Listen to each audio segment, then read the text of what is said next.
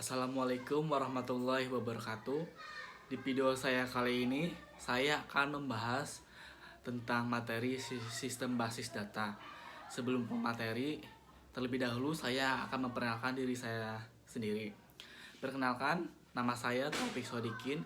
Saya dari kelas TI 21B1 dengan NIM 312110541. Nah, setelah perkenalan, langsung saja saya akan membahas materi tersebut. Oke, langsung saja ke materi yaitu sistem basis data. Nah, untuk tadi saya sudah memperkenalkan diri saya sendiri. Untuk pembahasan materinya itu ada 4. Yang pertama ada pengertian sistem basis data. Yang kedua itu ada komponen dasar sistem basis data. Yang ketiga ada daftar istilah yang digunakan dalam sistem basis data. Dan yang keempat ada bahasa basis data. Pengertian sistem basis data.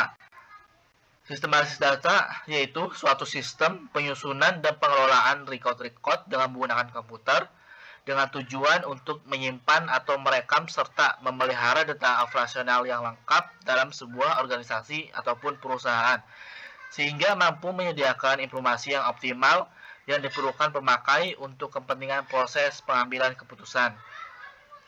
Nah, di dalam sistem basis data tersebut memiliki komponen dasar yang dimana komponen dasar itu ada 4. Yang pertama itu ada data. Data disimpan secara integrasi dan data dapat dipakai secara bersama-sama. Untuk yang kedua ada hardware. Hardware terdiri dari semua perangkat keras yang digunakan untuk pengelolaan sistem database. Dan yang ketiga ada software. Software sebagai perantara atau interface antara pemakai dengan data fisik pada database. Dan yang keempat ada user. User terbagi lagi menjadi 3. Yang pertama ada database administrator atau DBA. Database administrator atau DBA yaitu orang atau tim yang bertugas mengelola sistem database secara keseluruhan. Dan untuk yang kedua itu ada programmer, yaitu orang atau tim yang membuat program aplikasi yang dapat mengakses database dengan menggunakan bahasa pemrograman. Dan yang terakhir itu ada end user, yaitu orang yang mengakses database melalui terminal atau klien dengan menggunakan query language atau program aplikasi yang dibuat oleh si pemrogramer tersebut. Selanjutnya ada daftar istilah sistem basis data. Yang pertama ada enterprise. Enterprise itu suatu bentuk organisasi.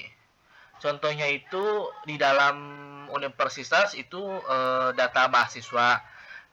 Di dalam rumah sakit itu ada data pasien. Yang kedua ada entitas. Entitas yaitu suatu objek yang dapat dibedakan dari objek yang lainnya. Yang ketiga ada atribut atau field, yaitu setiap entitas mempunyai atribut atau suatu sebutan untuk mewakili suatu entitas tersebut. Yang keempat ada data value. Data value yaitu data aktual atau informasi yang disimpan pada tiap data elemen atau atribut. Isi dari atribut tersebut disebut nilai data. Yang kelima ada record atau tuple, yaitu kumpulan elemen-elemen yang saling berkaitan menginformasikan tentang suatu entiti secara lengkap. Dan yang keenam itu ada file. File yaitu kumpulan record-record sejenis yang mempunyai panjang elemen yang sama, atribut yang sama, tetapi berbeda-beda data value-nya. Nah, untuk yang terakhir itu ada bahasa basis data. Bahasa basis data itu dibagi menjadi 2, yaitu ada DDL atau Data Definition Language. DDL adalah perintah-perintah yang biasa digunakan oleh administrator basis data atau DBA untuk mendefinisikan skema ke DBMS.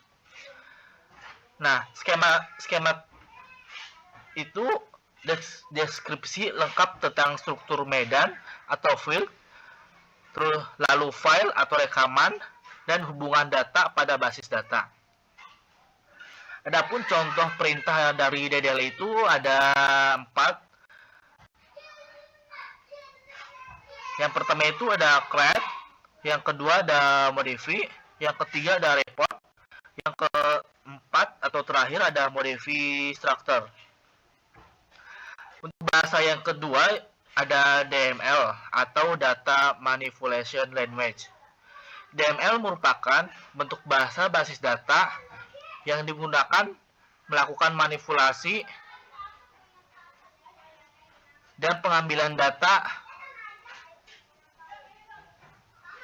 pada suatu basis data.